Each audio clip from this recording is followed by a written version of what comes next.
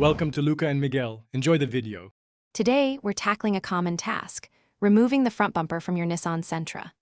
This guide will help you through each step, ensuring a smooth process. Before we begin, always prioritize safety by parking on a level surface and gathering your tools. You'll need a flathead screwdriver, a trim removal tool, and a 10mm socket wrench to start.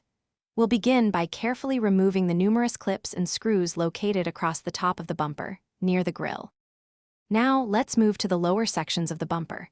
Safely lift your Sentra to gain access to the undercarriage.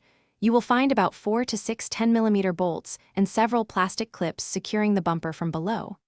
After that, turn your front wheels to one side to access the fender well. Here, you'll remove one 10mm bolt and a few clips that connect the bumper to the fender liner.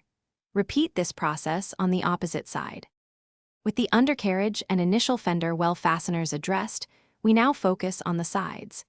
Carefully pull back the fender liner to reveal a hidden 10mm bolt that secures the bumper to the fender.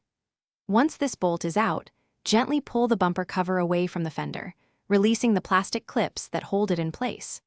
Remember to disconnect any electrical connectors for fog lights or sensors before fully detaching the bumper from these areas. Finally, with all bolts, screws, and clips removed, the front bumper is ready to be taken off. Carefully pull the bumper straight away from the vehicle, ensuring no wires are still attached. It should slide off smoothly.